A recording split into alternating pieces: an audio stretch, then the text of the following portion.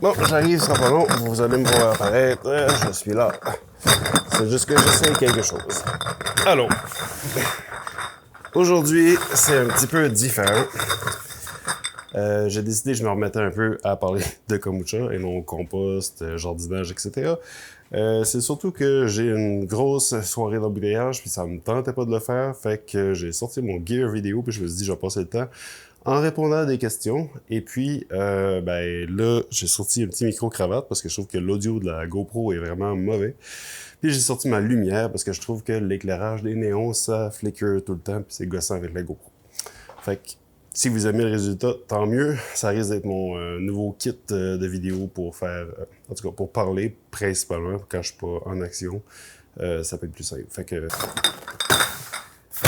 Fait que j'ai demandé, dans le fond, aujourd'hui, à l'IA, tout simplement, à l'intelligence artificielle, de me sortir 10 questions. Les plus, pas les plus populaires, mais tu sais, celles qui sont le plus présentes sur Internet, que les gens n'ont pas les réponses, que, tu sais, ou en tout cas, c'est le genre de choses qui intriguent vraiment les gens.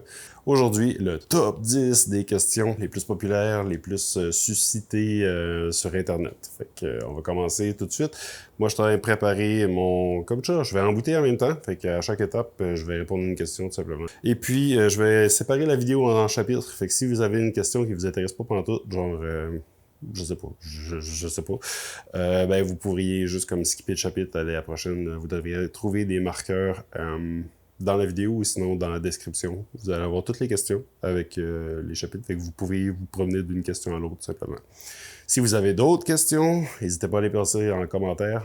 Ça me fait plaisir d'y répondre, soit en commentaire ou dans une prochaine vidéo. Je sais pas. Comment ça? Fait que je commence ça. Et puis si vous trouvez que l'éclairage, le micro et tout ça, ça vaut la peine, likez la vidéo, écrivez-le en commentaire. Je vais me forcer plus davantage. Je me forcerai davantage la prochaine fois si je vois que c'est vraiment quelque chose qui est intéressant. Parce que des fois, il y en a qui disent on comprend rien. Puis des fois, je sais pas si c'est à cause de l'accent, parce que oui, je suis québécois, puis vous êtes probablement français ou européen, car vous êtes beaucoup plus que vous, que nous, dans votre pays. On est vraiment une petite population, fait que veux pas, YouTube partage à tout le réseau francophone, et puis les francophones, il y en a plus en France. Fait que c'est ça. Mais si c'est l'accent, désolé, si c'est le micro, ça devrait aider.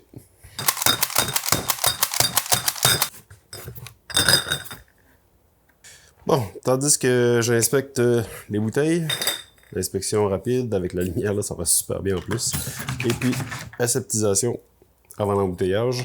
Je vais répondre à la première question, qui se trouve simplement être qu'est-ce que c'est du kombucha, puis d'où est-ce que ça vient? C'est deux questions, mais en tout cas, bref, l'origine du kombucha.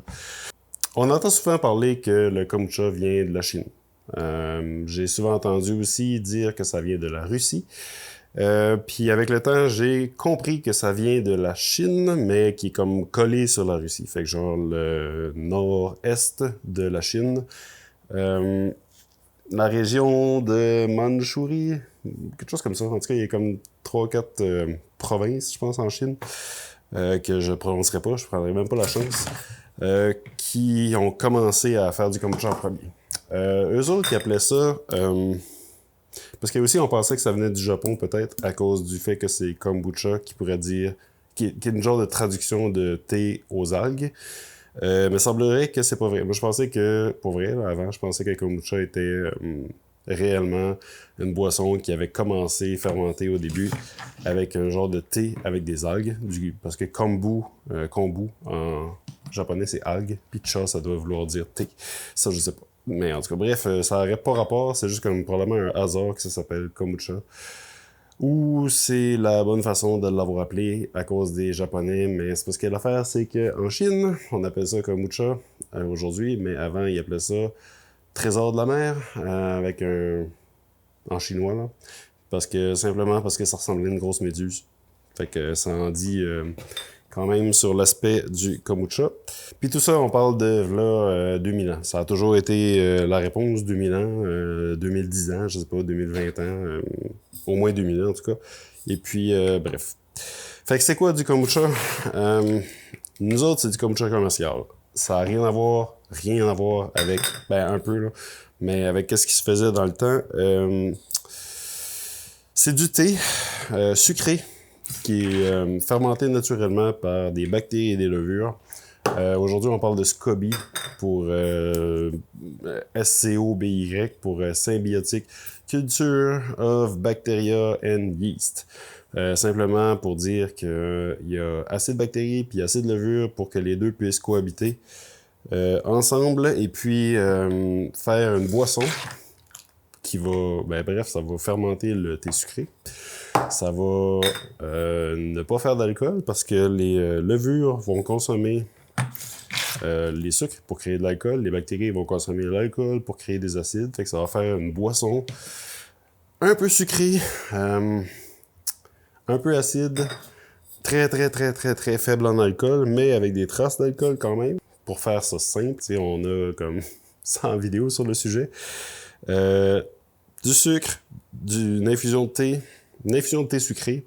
Après ça, on ajoute du kombucha dedans qui est déjà fait, bref, d'un ami, qui va faire en sorte que, c'est comme un levain dans le fond, ça va repartir, ça va refermenter les sucres qui sont dans le kombucha, puis ça va faire une boisson, comme je disais tantôt, qui est un peu acide, un peu sucrée, désaltérante, etc. Ça, c'est kombucha aujourd'hui.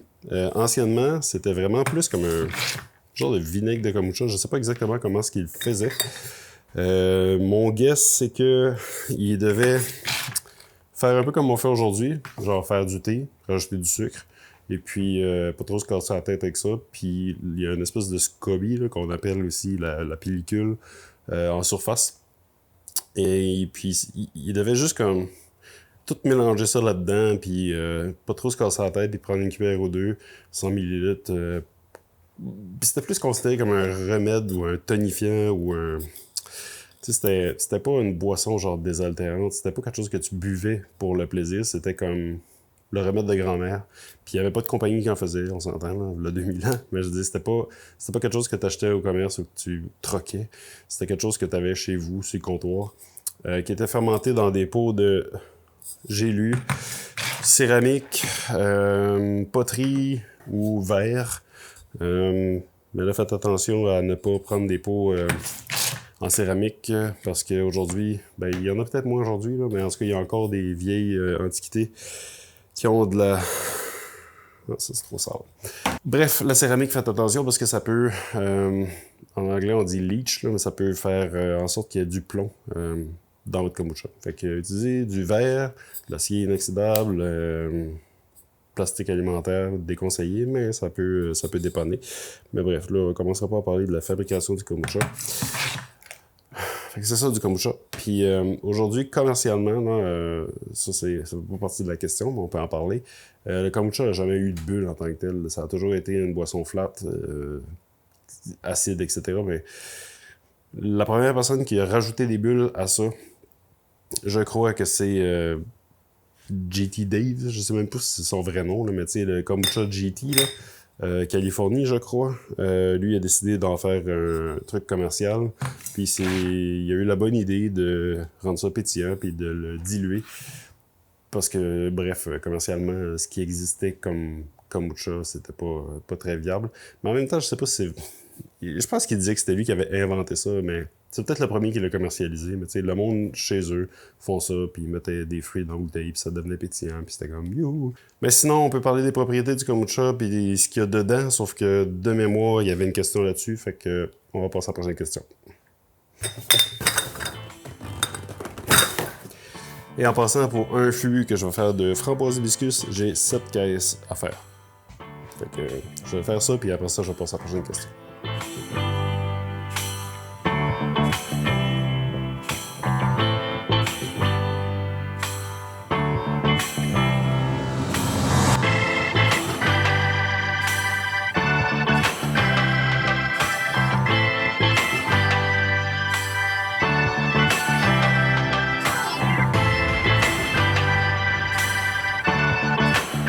Deuxième question. Le kombucha est-il vraiment bon pour la santé? Quels sont ses bienfaits prouvés, etc. Je suis présentement dans la chambre froide, c'est juste que je vais aller chercher le kombucha pour l'embouteiller. C'est fun, en même temps, vous voyez tout le processus.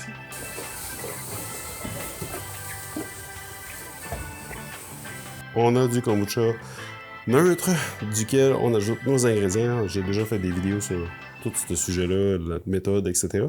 Et puis dans le fond, là je les filtre. Petit filtre à miel. Et ici, tuc, on appelle ça une tuc, là, mais c'est un filtre à supposément 1 micron pour le sirop d'érable. Ça fonctionne super bien pour ramasser le plus de petites particules. Les levures, les bactéries passent quand même. Là, je regarde, la valve est fermée, oui.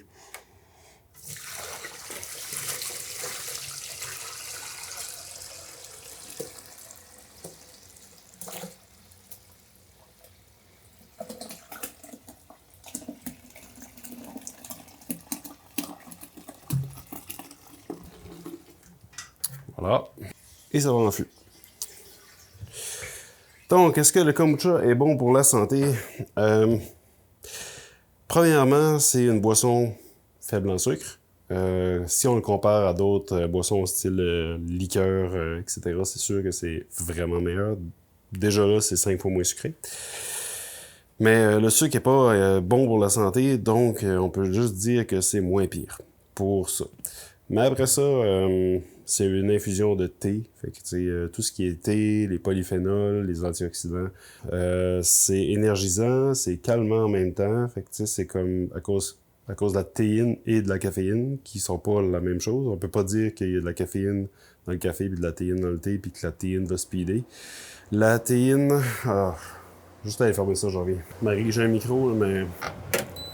Je mets mes clés de voiture sur la poignée de la chambre froide, comme ça au moins je sais qu'avant de partir, je peux pas partir sans avoir reparti en chambre froide. Mais bref, c'est ça, la théine a des effets relaxants.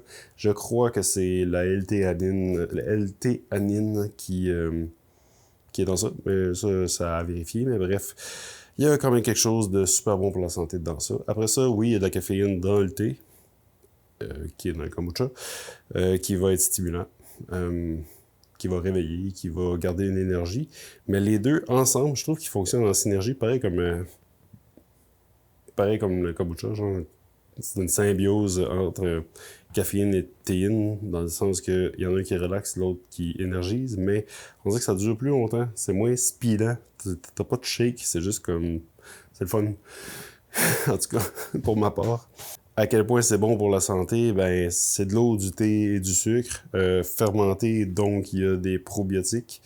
Il y a de la vitamine B12 qui est excellente aussi. Fait que, ça va vraiment aider pour la digestion, pour plein de... Ça, ouais, ça va créer des acides organiques qui sont bons pour la santé, de l'acide gluconique.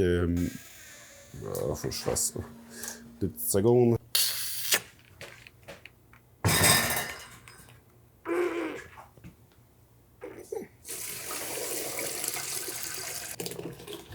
Donc, oui, dans le kombucha, il y a des acides organiques. Il y a de l'acide acétique, qui est comme du vinaigre, si on veut.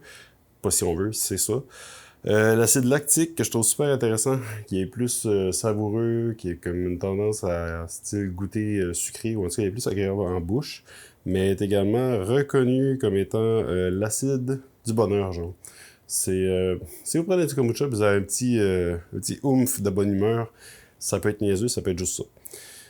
Ou les probiotiques, parce qu'on dit que l'intestin, c'est comme le deuxième cerveau du corps humain. Tant qu'à moi, c'est le premier. Le deuxième fait juste réagir. Le premier, c'est... En tout cas, je commencerai pas par ça. Et sinon, il y a aussi de l'acide gluconique, que je ne sais pas exactement ce que ça fait, mais un kombucha qui est quand même assez vieux va en avoir. Puis, ben, nous autres, il n'est pas vieux, le kombucha, mais on utilise du vieux kombucha pour le partir. Donc, théoriquement, il y a de l'acide gluconique. Il doit y en avoir d'autres, là. Je veux dire, c'est... le kombucha, c'est une bébite très sauvage, là. Fait qu'il y a des levures et des bactéries. Sûrement, à appel, là, une cinquantaine facilement et plus. Je vais continuer là-dessus, mais en gros, tu sais, c'est un aliment fermenté. Tout ce qui est fermenté, là, kimchi, ben, la choucroute en général, les légumes lactofermentés, pas le pain. Ben, pas parce que c'est fermenté, mais c'est parce qu'en fait, ça a été cuit après, donc il n'y a pas les mêmes propriétés. Tu sais, souvent, ce qui est sauvage, fermenté, qui est nature, lacto-fermenté principalement, c'est très bon pour la santé pour plein de raisons. Le kombucha en fait partie, tant qu'à moi. Un peu plus sucré, donc ne pas exagérer sur la quantité de sucre que vous mettez dans votre kombucha, puis les fruits, etc. Là. Puis si vous en consommez 10 par jour, c'est une autre histoire aussi.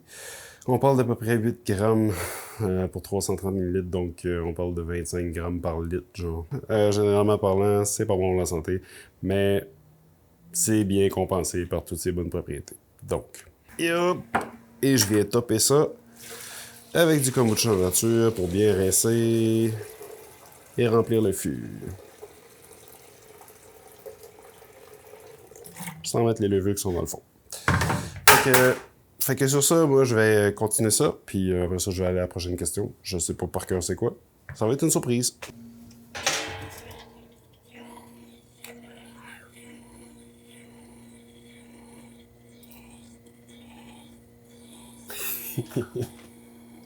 Bon. Ça pourrait être un monstre dans Star Wars, ça.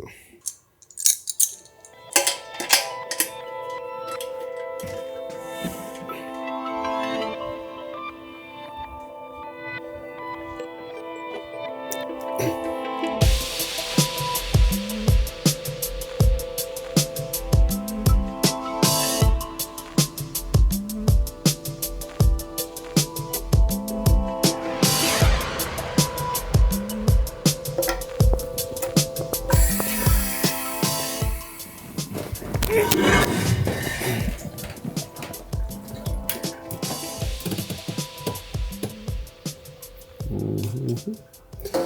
7 minutes 35 à shaker. Est-ce que le kombucha a de l'alcool? Est-ce que ça peut saouler? J'ai déjà répondu à la question brièvement. Il y a des traces d'alcool, ça on peut pas le nier. Généralement 0,5% d'alcool pour les kombuchas qui sont commerciaux. À la maison, le fait est que quand vous refermentez votre kombucha en bouteille, ça recrée 1,3-1,4% de plus d'alcool. Nous autres, on montre comment faire. Je dis pas que notre méthode est la meilleure, c'est juste que si vous faites ça de cette façon-là, promenez-vous sur la chaîne, vous devriez pas dépasser les 1% d'alcool. Mais en gros, est-ce que ça saoule 1% d'alcool? Non, parce que ça en prend, tu sais, je veux dire, avant de boire l'équivalent d'une bière, ben c'est 5 kombucha. Après avoir bu 2,5 litres de produits d'une boisson qui donne envie de pisser, parce que les acides, puis le thé et tout ça vont être diurétiques. Je sais pas, j'ai déjà essayé de boire. J'avais bu un gallon. Un gallon, c'est 3,8 litres de kombucha maison. Dans l'intention de voir s'il y avait comme un feeling. Et puis j'ai eu mal à la tête parce que c'était du kombucha houblonné. Mais j'ai jamais eu de... Ça m'a pas saoulé. Nous autres, on le gazéifie. Faut pas que j'arrête parce que c'est chronométré. Qui force le kombucha à 40 PSI de pression pour rentrer des bulles dedans. C'est pas qu'on n'aime pas le kombucha qui serait refermenté en bouteille, c'est que c'est une des façons justement de contrôler le taux d'alcool, d'avoir un produit stable, d'avoir un produit constant et d'avoir moins de motons en bouteille. Fait que si c'est quelque chose qui vous intéresse,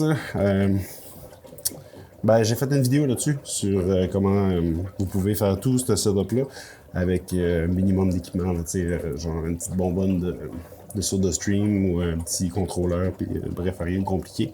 Puis ça fonctionne super bien.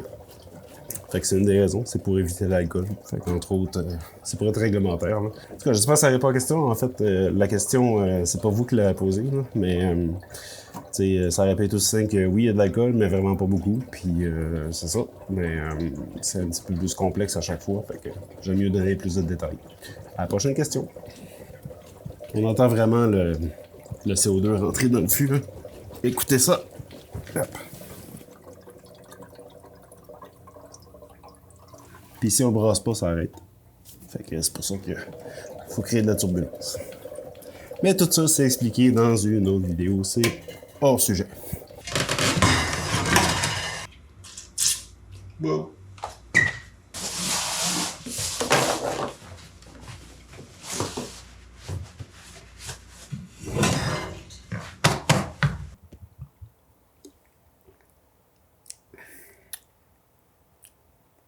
Je suis un peu... Je suis en shot. Fait que la dégustation est faite, le kombucha est bien pétillant. Il est super bon. Fait que là, j'élimine un peu de mousse de chacune des lignes.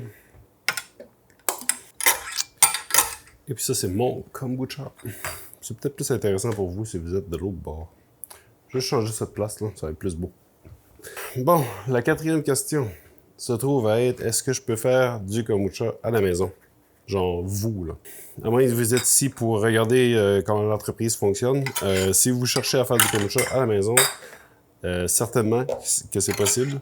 Est-ce que vous pouvez faire exactement ce produit-là? Oui. Puis c'est pas sorcier, là. C'est la même chose que je dis toujours, c'est du thé sucré, fermenté. Ben après ça, il y a plein de paramètres qui font en sorte que c'est meilleur ou pas buvable ou genre pas sécuritaire. Par quoi commencer? C'est certain que pour faire un bon kombucha, c'est un peu comme faire du pain. Je vais en parler souvent parce que c'est le même principe. C'est que ça vous prend une bonne culture pour commencer. Et puis la culture, vous pouvez vous la procurer de notre part, à nous autres, ou d'un ami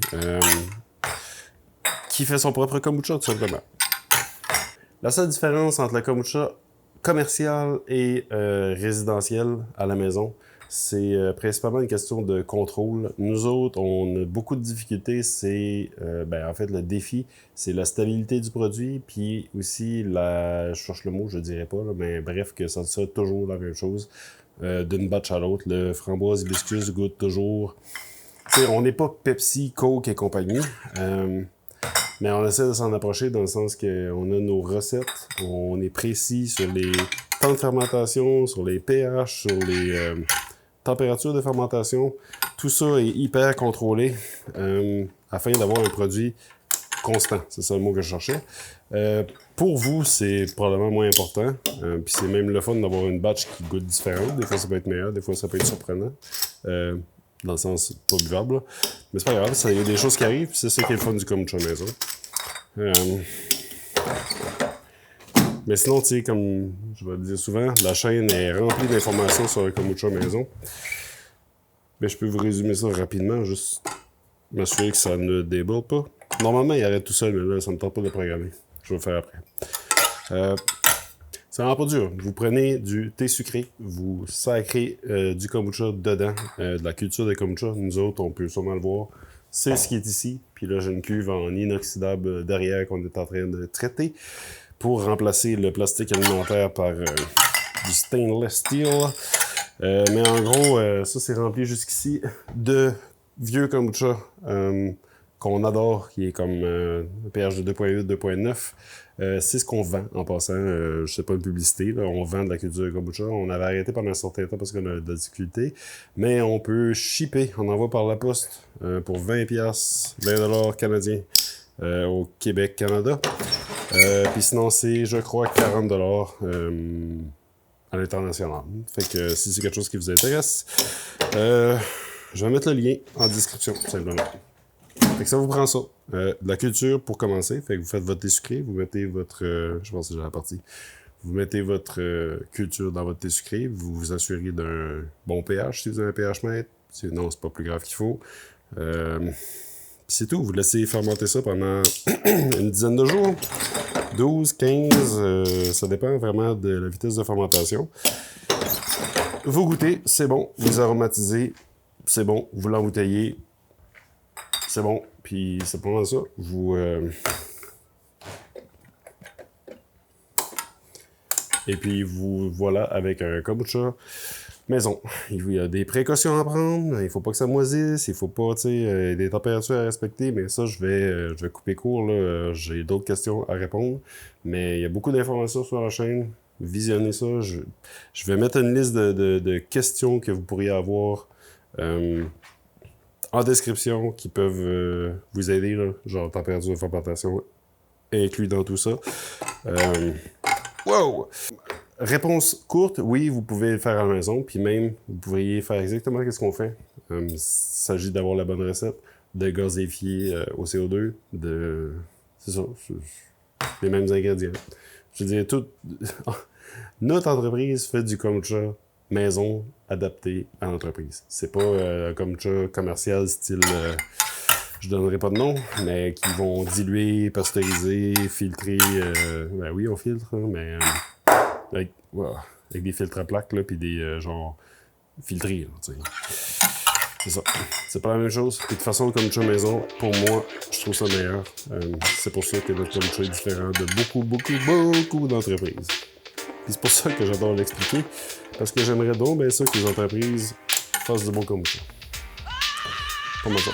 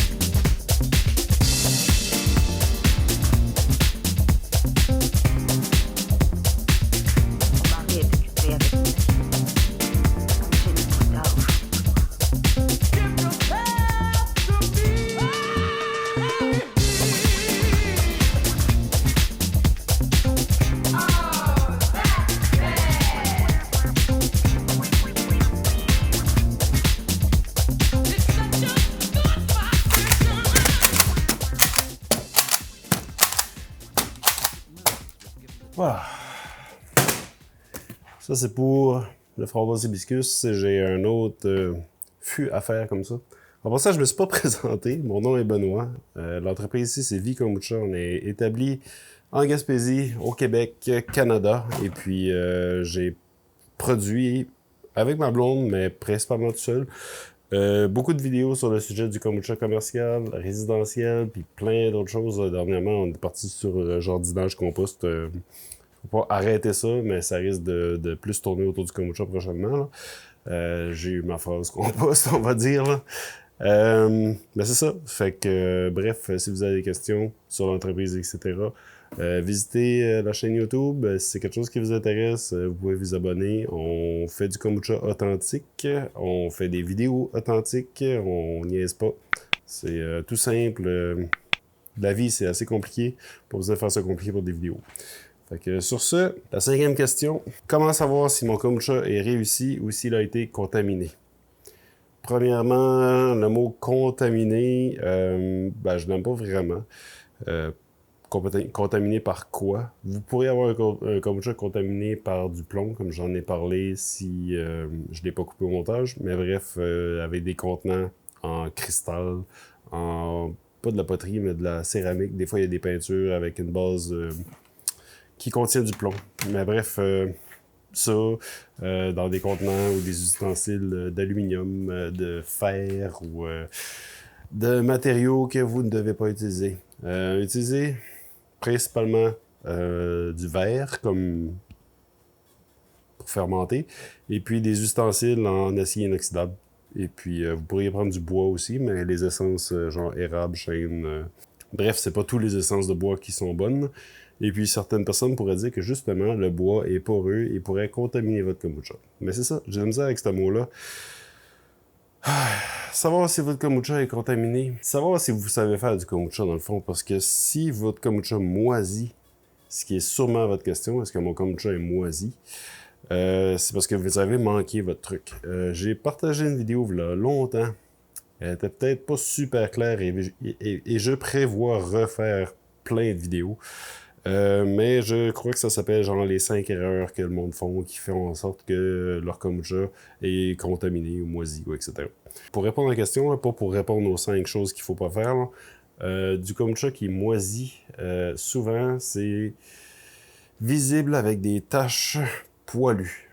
Si vous avez une fermentation qui on appelle ça des genres, pas des crozes, mais des genres de pellicules extraterrestres là, avec des bulles puis tout ça, mais tu sais, comme des espèces de waves, là. En tout cas, c'est vraiment... Moi, je trouve ça super beau, là.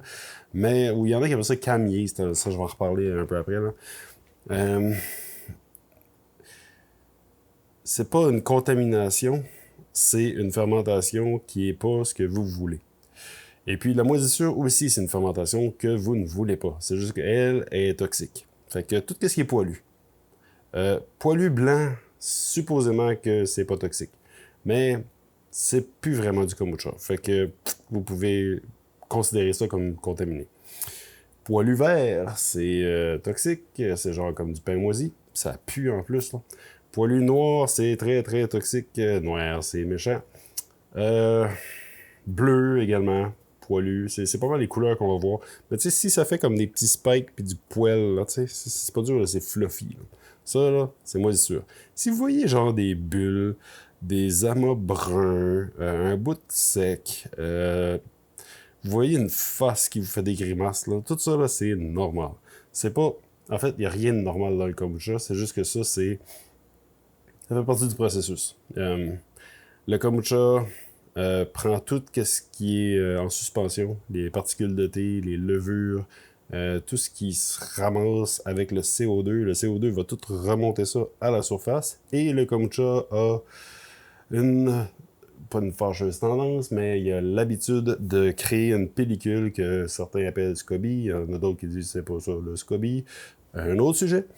Mais cette pellicule-là de cellulose se trouve être une espèce de chaîne de sucre vraiment complexe que les bactéries ont fait. Je pense que c'est surtout les bactéries acétiques.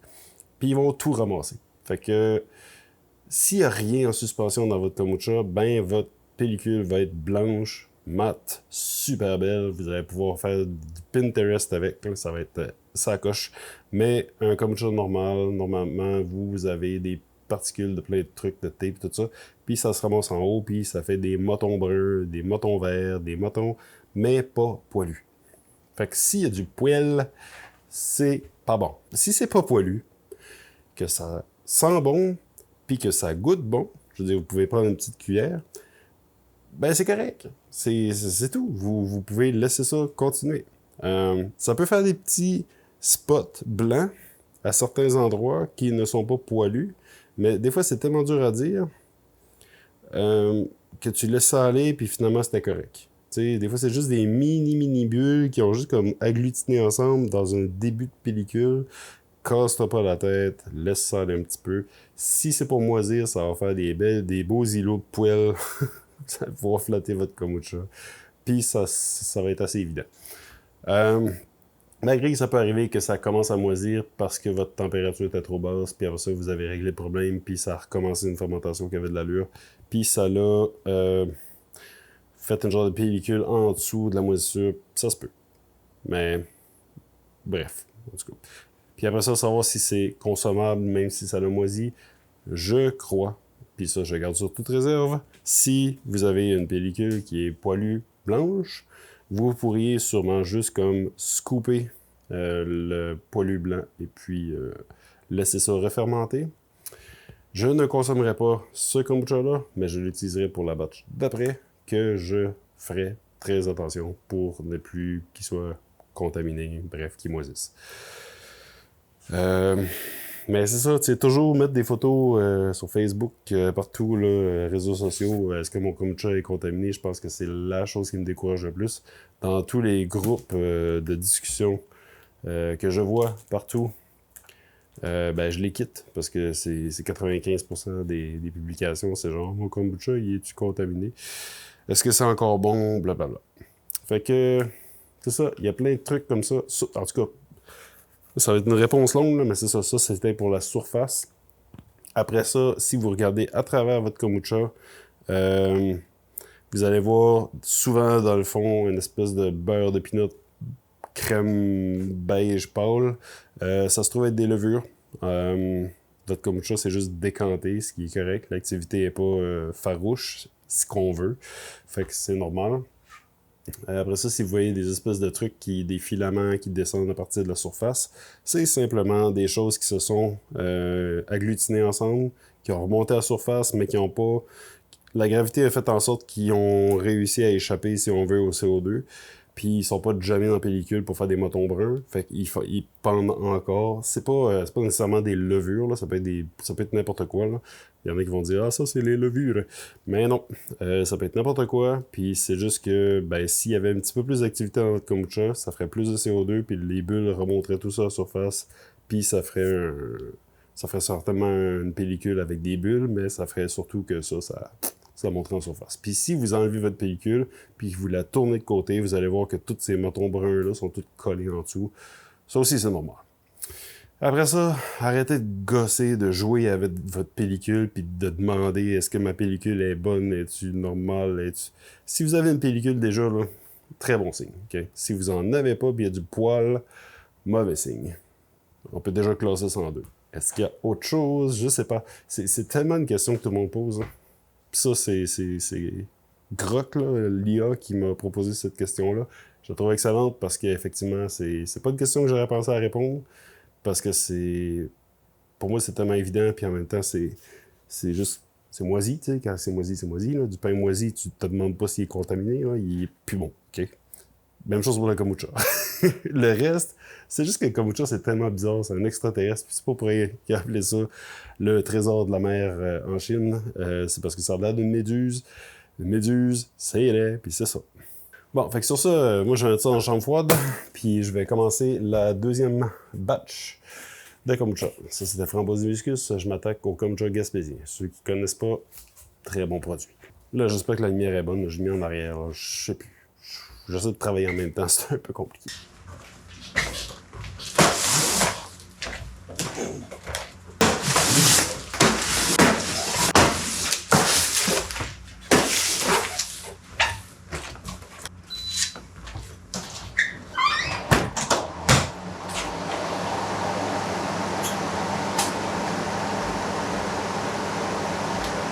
Ah! Bon, la 6e question.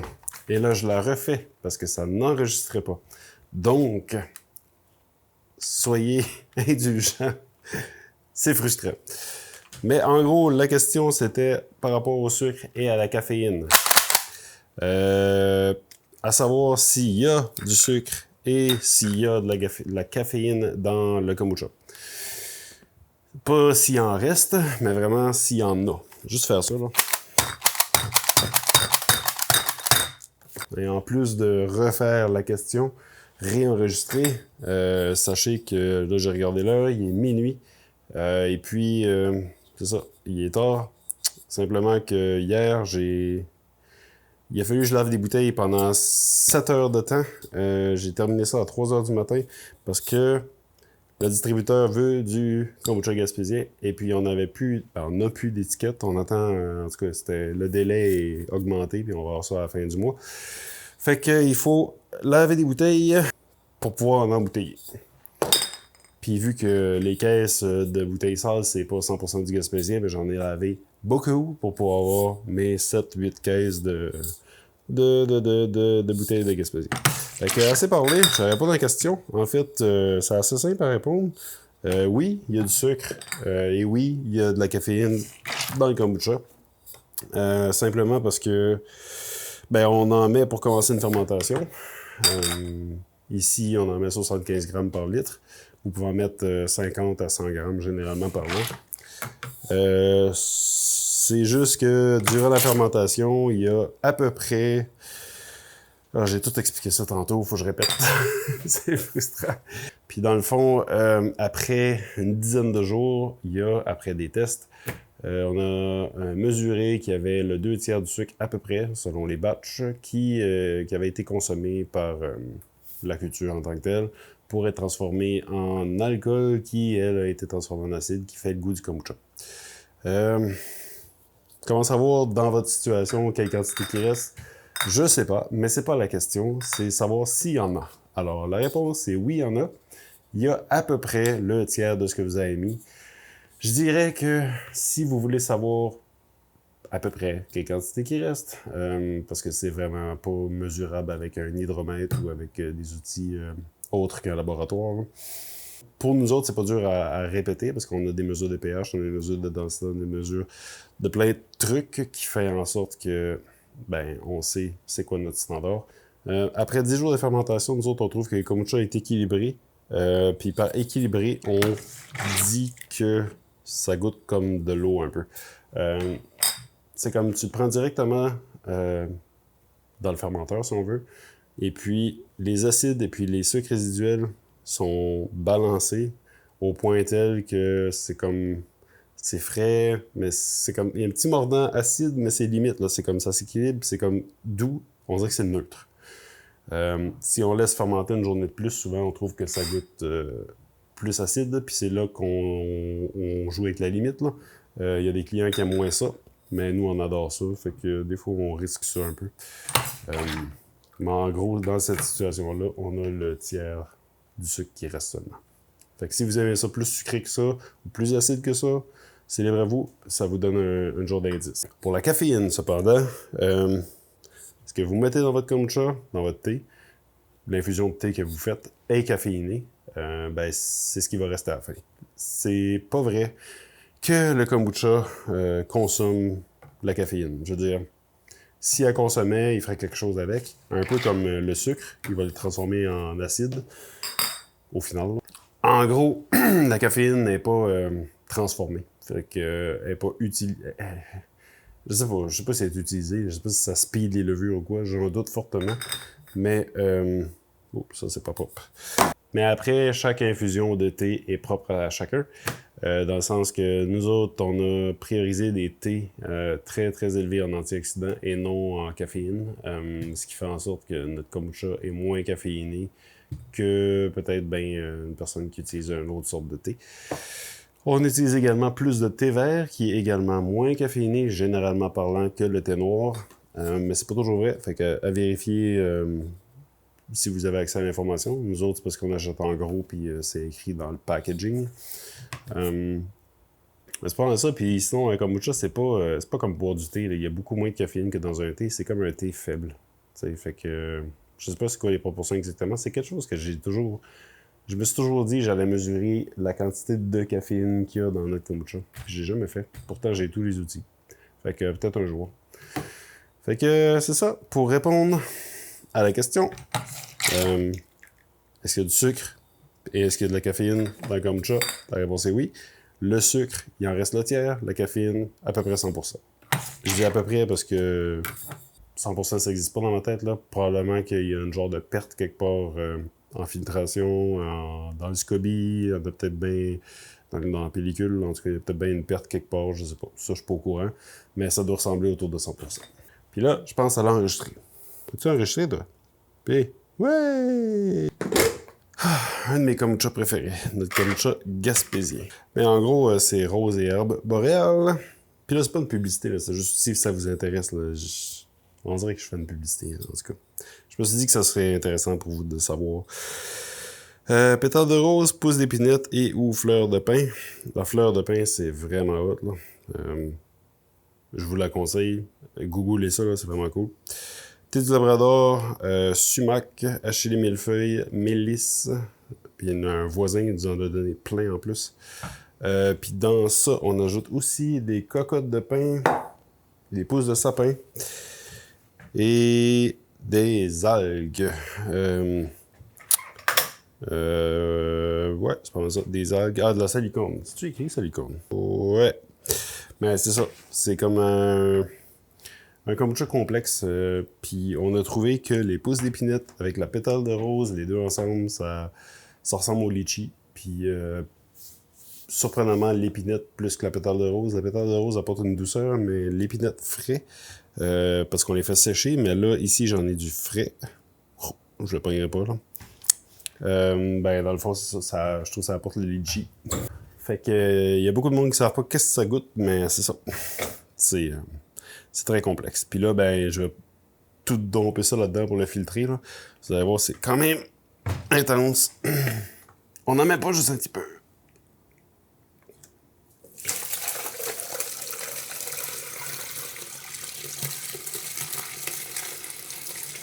On peut voir toutes les épinettes, pousses, pétales de rose broyées.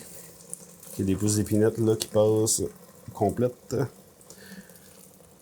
On voit un peu de sumac qui passe vite vite. Puis dans le fond, il y a plein de graines de sumac d'habitude. Là. Sumac vinaigrier. Là. Bon, c'est un peu... On ramasse pas la levure, mais on ramasse tous les ingrédients. Et on shoot ça dans le fût. Et puis, je peux vous dire que la 7e question, c'était par rapport au risque du kombucha. Est-ce qu'il y a des risques à consommer du kombucha pour la santé? Parce que sinon, je dirais, vous risquez d'aimer ça. Oh my god! Ces pousses d'épinettes-là n'ont juste pas calé. Mais c'est fun de voir qu'ils n'ont pas moisi non plus. Parce que des fois, des choses en surface comme ça peut faire partie des risques. Bref, ça aurait pu moisir. Mais ils sont vertes. My god. Assez parlé.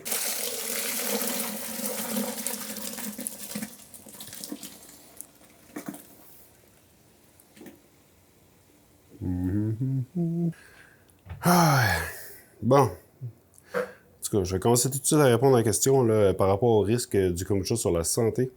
En fait, je ne suis pas médecin, puis je vais pas jouer la carte de la personne qui veut pas répondre parce qu'il n'est pas en autorité de pouvoir répondre. Je vais y aller selon mes connaissances, mais je vais vous laisser l'obligation de fouiller parce que chacun est différent. Ce que je sais, c'est par expérience et non par connaissance. J'ai des gens qui ont déjà eu des troubles à consommer du kombucha et puis c'était pas un kombucha toxique. Juste 2 secondes, on va juste finir ça. J'ai effectivement eu des personnes que je connais qui ont eu des problèmes à consommer notre kombucha, qui était pas un kombucha genre malsain, là, qui avait pas de problème. Cette personne-là a consommé à peine 50 ml de kombucha et puis s'est mis à avoir des sueurs, s'est mis à être étourdi, à avoir plein de réactions bizarres que j'ai jamais vues pour aucune raison. Puis, tu sais, là, on parle de...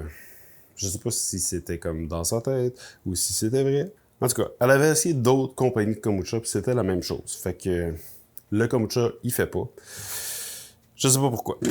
Mais sinon, je veux juste rincer ça avec du bon kombucha. Un petit dessus.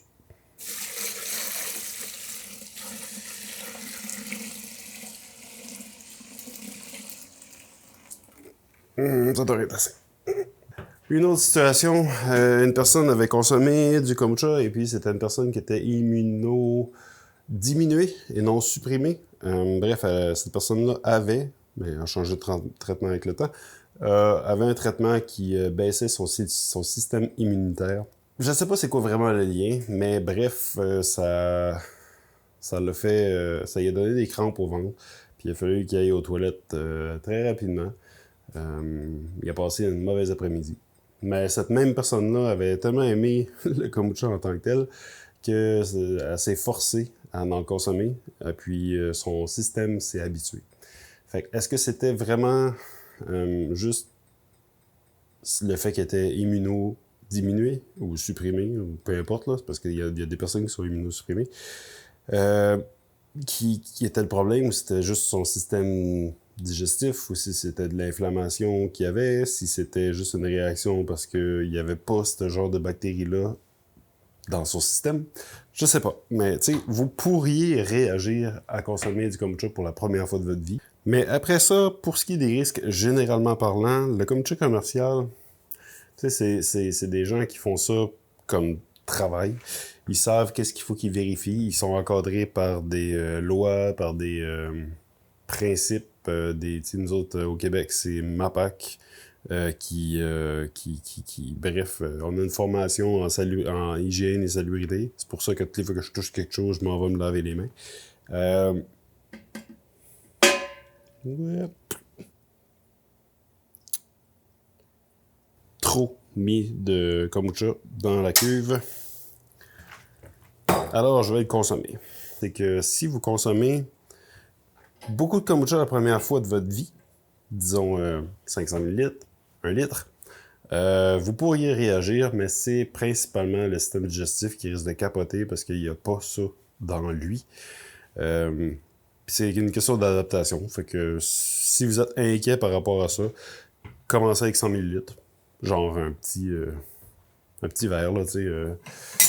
Dans un verre comme ça, il y a 330 ml. Fait que allez-y pour un petit fond, goûtez-y, 2-3 gorgées. Puis attendez 1 heure ou 2. Puis si tout va bien, vous pourriez y aller avec un autre 100 ml et un autre 100 ml. Je sais pas, c'est comme ça. Allez-y mollo. Les femmes enceintes ne devraient peut-être pas en consommer parce qu'il y a des traces d'alcool. Le mot trace d'alcool, d'habitude, c'est 0,0001. Sauf que dans le kombucha, on parle de 0,3. Ce qui n'est pas réellement des traces. C'est quand même élevé. C'est quand même un produit sans alcool puisqu'on est dans les normes des produits sans alcool, c'est-à-dire en bas de 1%. Au Canada, pour vrai, c'est personnel. Là. Il y a des femmes enceintes qui consomment du kombucha. Il y en a d'autres qui trouvent que des femmes enceintes qui consomment du kombucha, c'est irresponsable. Fait que je ne vais pas embarquer dans ce sujet-là. C'est libre à vous. Je dis juste que si vous googlez les risques du kombucha, je suis certain que ça va sortir ça pour les femmes enceintes. Dans ce kombucha-là, il y a du thé du Labrador, de la chili millefeuille. Ce sont deux produits qui, pour les femmes enceintes, ça peut être considéré comme bon, mais pas bon. Bref, la science et la littérature n'est pas d'accord, mais je ne consommerais pas de thé du Labrador si j'étais enceinte. Et si j'étais une femme. Parce qu'un homme, ça accouche pas d'habitude. Je dis d'habitude parce que là, hey boy, on peut s'en aller loin avec ces sujets-là. Mais j'embarque pas dans ça non plus. Il est trop tard pour ça. Fait qu'en gros, le kombucha commercial ne devrait pas poser problème en termes de risque, sauf si vous avez un problème de santé. Donc, peut-être consulter votre médecin. J'ai déjà entendu du monde qui avait des traitements pour le cancer qui ne pouvait pas consommer de kombucha. C'est parce qu'il, généralement parlant, c'est juste parce qu'il n'y a pas d'études sur le sujet, mais c'est du thé, du sucre, de l'eau. Il y a une fermentation, donc ça crée des probiotiques, ce qui se vend à l'épicerie, à la pharmacie, je veux dire. Et puis, il y a des acides. L'acide acétique, c'est du vinaigre. L'acide lactique, il y en a partout, dans plein de trucs. C'est comestible. L'acide gluconique est peut-être plus spécifique, mais il n'y en a tellement pas des grosses quantités que, bof, c'est pas négligeable, parce qu'il n'y a rien de négligeable dans le terme de santé, mais c'est vraiment pas grand-chose. Fait que c'est toutes des choses que vous pourriez avoir accès à l'extérieur du kombucha qui sont autorisés. Fait que je vois pas, des fois, je me demande juste pourquoi ils l'interdisent dans certaines situations. À part, rendu là, je crois que la raison pourquoi ils parlent de risque pour certaines personnes, c'est quand c'est mal fait. Il peut y avoir des traces de moisissure qui sont vraiment mauvaises pour la santé, surtout quand tu es enceinte. Il peut y avoir, c'est ça, des contenants mal utilisés, comme, là, j'en ai même pas. Mais il peut y avoir des contenants genre avec du plomb, il peut y avoir des contenants avec des plastiques qui sont pas alimentaires. Les risques en tant que tels, je sais pas. Mais moi, c'est ça. Je pense que ça fait le tour de cette question-là. Fait que je m'en vais brasser ça. Là, je vais pas répondre à la question pendant que je brasse ça. Je trouvais ça tannant tantôt. Fait que...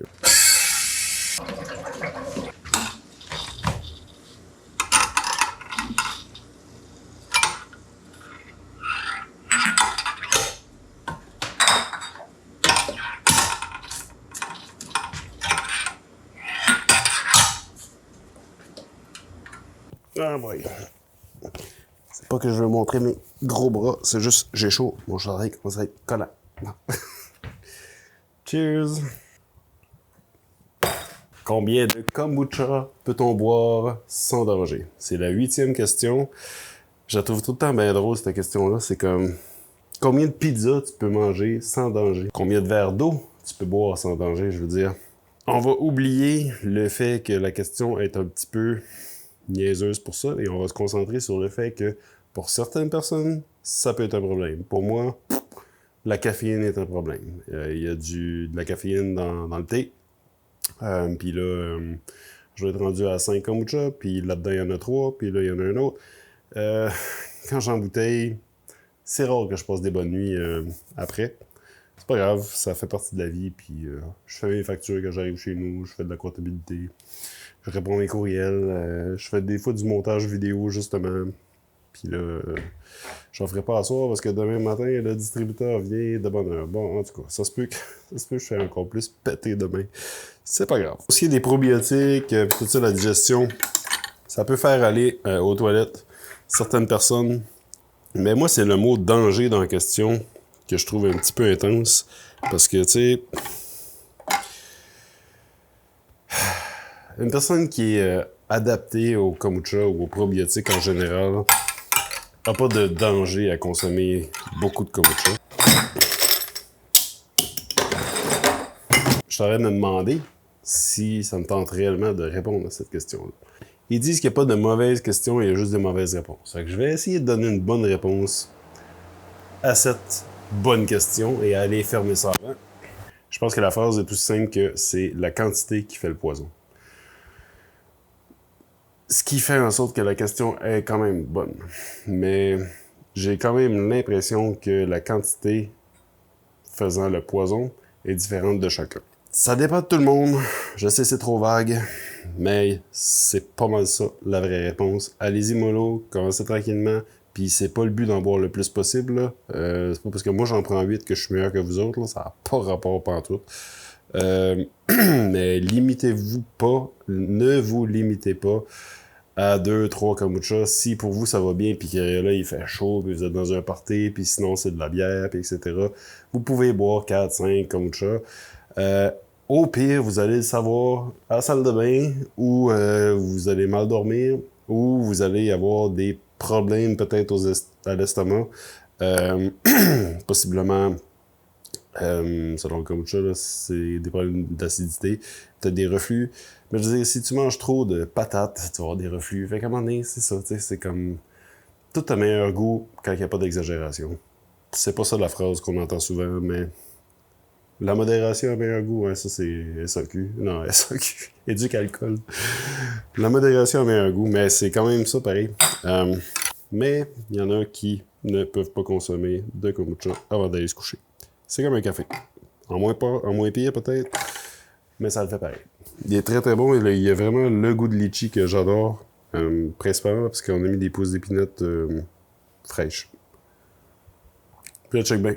Le monde va dire « Ah, il est trop sucré ». C'est pas du sucre, c'est une impression de sucré. C'est comme... C'est pas sirupeux, c'est comme litchi, c'est fou, c'est magique. J'ai décidé que j'allais répondre à la 9e question maintenant, parce que dans le fond, je termine puis il reste 2 questions. Puis j'ai trouvé, puis là je l'ai vu, fait que c'est pour ça que j'ai trouvé qu'elle était quand même plus longue à expliquer. Fait que je me suis dit, je vais commencer tout de suite. Fait que quels sont les meilleurs arômes et comment aromatiser son kombucha pour la 2e fermentation? C'était la question. Puis je trouve que c'est probablement la meilleure question de toutes, sauf qu'elle demande plus d'informations. Dans le sens que ben, les meilleurs arômes, je peux pas dire que du kombucha au raisin, c'est le meilleur, ou aux pommes, ou aux cerises. Tout le monde aime les cerises, mais c'est pas nécessairement le meilleur pour tout le monde. Donc, je vais y aller simplement en disant que, pour ma part, la façon que j'ai de construire une recette, c'est souvent d'y aller avec des accords, genre, c'est ça, tu sais, on a cerise et menthe, ça fait genre canne de Noël. Ça ici, c'est le Gaspésien, c'est rose et herbe boréale, mais dans le fond, c'est surtout que la rose et l'épinette, tu sais, le côté résineux, avec la rose, les deux se complètent super bien. J'ai rose canneberge aussi qu'on fait. Je regarde juste les étiquettes rapidement. On a mangue orange houblonné. Mangue orange, c'est très très rond, sucré, mais on n'en met pas beaucoup, mais c'est très très onctueux. Le houblon vient casser ça. Thé vert, c'est simplement frais. C'est pour certaines personnes qui aiment le kombucha original. Miel gingembre, c'est encore la même chose. Le miel, c'est épicé, oui. Sucré, oui. Mais ça vient surtout arrondir avec le côté animal, rond, cireux. Le gingembre qui, lui, est piquant. Fait que, moi, ma façon de construire les recettes, ma blonde aussi, mais c'est plus moi qui ai construit. Là, ça, je peux dire que j'ai fait la majorité des recettes. J'y vais avec des contraires. Des contraires, mais qui fonctionnent bien. Ben, en fait, c'est tout ou rien. C'est soit j'y vais avec le contraire, genre comme la canneberge avec la pétale de rose, un vient fighter l'autre, puis qui, au final, ça fonctionne. En fait, il y a des couples comme ça dans la vie aussi. Un est le contraire de l'autre, puis les deux se complètent. Mais des fois, les deux sont pareils, puis ça fonctionne super bien. Comme on a un autre, c'est chaga érable. Chaga, c'est un champignon, ça goûte le bois. Érable, ben, on utilise du bois d'érable, on utilise du chêne, on utilise du sirop d'érable. Fait que c'est un kombucha qui est très rond, très terreux, ben, premièrement, il est brun. Puis il est comme, c'est ça, il est très boisé. Fait que tu sais, c'est comme... C'est comme tu mets pas du brocoli avec de la mangue. Tu sais, tu sais que ça mangera pas. Mais il y a comme des règles non écrites que j'applique. C'est que moi, quand ça goûte trop vert, je vais y aller avec quelque chose de citronné, genre, de frais. Fait que quand c'est trop légumes, je vais avec du frais. En fait, tu peux mettre du citron sur ton brocoli, sur tes têtes de violon. Ça va être bon.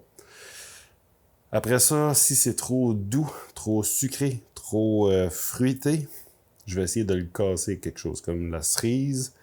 J'utilise la menthe. Fait que tu sais, ça vient comme... oui, ça fait canne de Noël parce que c'est ça que ça goûte, là, mais en fait, c'est un bon assemblage où est-ce que la cerise est comme un peu trop douce. Tu sais, j'irais pas cerise et rose. Tu sais, ça va faire flat, ça va faire trop doux. Cerise canneberge, peut-être. Rose canneberge, ouais. Mais pas cerise rose. Il y a comme un triangle là-dedans, là, ça marche pas. Je sais pas si vous comprenez ce que je veux dire par ça. Mais ça, c'est juste pour le choix des ingrédients.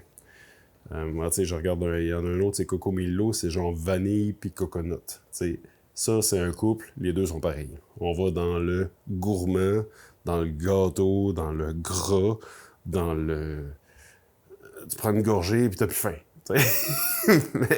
mais ça marche. Mais tu sais, de la coconut menthe, ça marche pas. T'sais. Si j'avais voulu aller à l'inverse, puis que j'avais voulu mettre du coconut avec quelque chose de plus éclatant, j'aurais peut-être été genre poivre.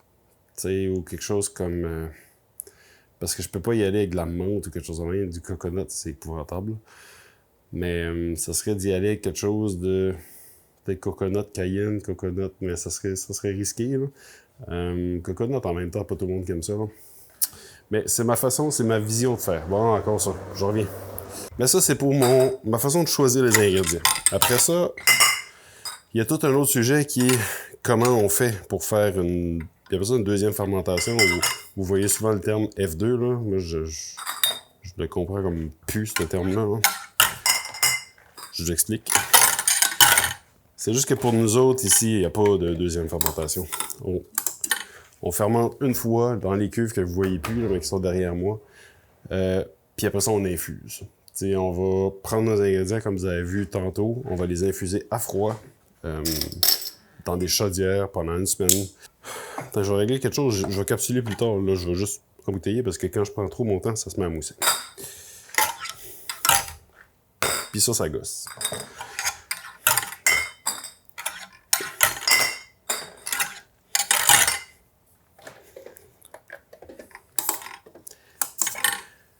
Fait que c'est ça. Nous autres, on infuse, on ne refermente pas une deuxième fois. On ne fermente pas en bouteille non plus. On va gazéfier avec des bonbonnes de CO2 qui sont là, directement là, 40 PSI pendant 7-8 minutes, un fût. C'est notre façon de faire. Fait qu'il n'y a pas de deuxième fermentation en bouteille. Est-ce que vous pourriez faire ça? Oui. On trouve que... C'est quoi la méthode, là? C'est ça la question. On trouve que de refermenter en bouteille... Comment ça mousse de même? Des fois, c'est chiant. On trouve que des fois, refermenter en bouteille, ça apporte un espèce d'arôme de bière qui fait pas triper tout le monde, y compris moi. Bye bye. Je trouve que ça enlève les saveurs subtiles que peut apporter, genre, votre recette. Vos ingrédients. Arrête de mousser, toi. Mousse pas. Bon. Ça mousse encore. J'ai trop pris mon temps. Mettons que vous voulez refermenter en bouteille parce que c'est plus simple, vous n'avez pas l'équipement, puis je le comprends. Ce que je vous dirais, c'est faites vos ingrédients, infusez dans la bouteille, non. Faites des tisanes, faites des infusions à froid dans de l'eau ou mettez-vous du kombucha on the side. Tu sais, de la menthe infusée à chaud, dans de l'eau chaude. C'est pas aussi bon que si vous preniez de la menthe, que vous preniez une batch de kombucha qui est prêt, mettez ça au fridge avec de la menthe dedans, concentré, là. Vous faites pas un sirop de menthe, là, mais vous faites quelque chose de super intense. Et puis ça, vous allez en mettre un petit peu dans chaque bouteille. C'est du kombucha, aromatisé à la menthe. Mais votre kombucha ne sera pas froid. Comme quand vous allez embouteiller. Là. En fait, il faut vous preniez de l'avance. C'est d'y penser. Là. Puis ça, je pense que je vais faire une vidéo là-dessus à un moment donné. Je vous dis, je vais recommencer à faire des vidéos. Là. Ça va être là-dessus. Fait que si vous voulez, inscrivez-vous à la chaîne. Ça va venir. Un jour. Mais c'est ça. Fait que des infusions à chaud, là, des fruits à chaud, ça marche pas. Si vous mettez des fruits dans des bouteilles, ça marche pas. Fait que, idéalement, vous faites vos jus, ou vous achetez des jus, vous pressez vos fruits afin de récupérer le moins de pulpe possible, parce que de la pulpe, des fibres, tout ce qui est physiquement pas du liquide, va contribuer à ce que quand vous allez ouvrir votre bouteille, ça mousse. Puis là, vous allez perdre votre kombucha sur le plancher. C'est ça, désagréable. Dans une bouteille comme ça, je vous dirais de mettre à peu près ça de jus dedans. C'est assez simple, ça, comme explication. Puis des jus pas trop sucrés. Utilisez des arômes genre framboise et non poire. Allez-y avec des fruits qui goûtent beaucoup, mais qui n'ont pas nécessairement beaucoup de sucre. La pomme, la poire, le raisin blanc, là, ben vert, on oublie ça. Genre, la cerise, c'est le fun, la fraise, c'est super le fun, mais il y a trop de sucre souvent, puis on peut pas en mettre beaucoup. Puis si vous en mettez beaucoup, ben vous ramassez pour avoir une explosion de kombucha. Si vous faites refermenter en bouteille, ça risque de jamais arrêter de fermenter.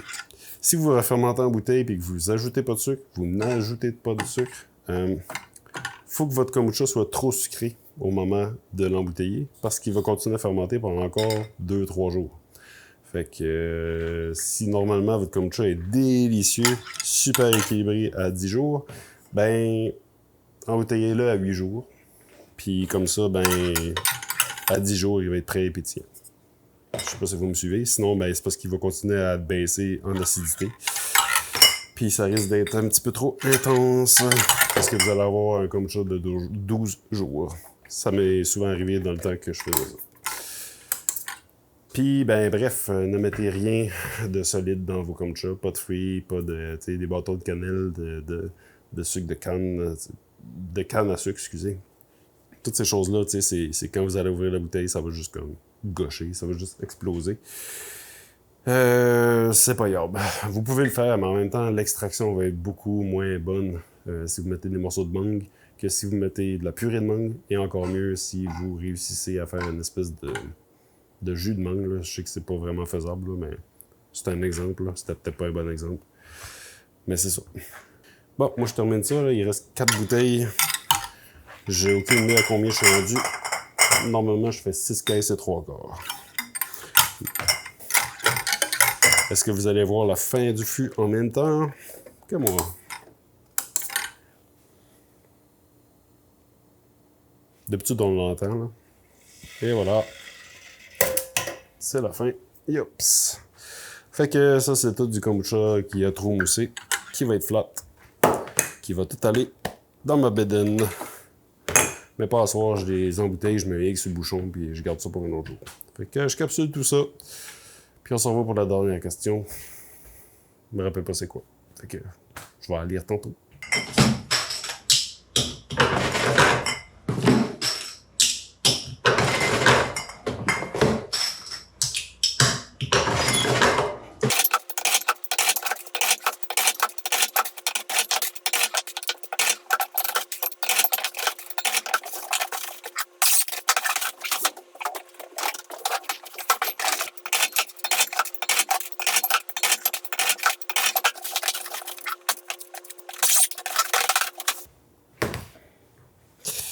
Un, deux.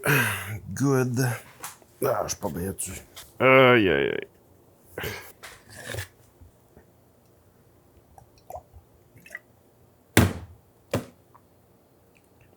Donc, dernière question. La 10e question. Mythe versus réalité. Le kombucha guérit-il vraiment de tout? Mais non, il n'y a pas de question niaiseuse.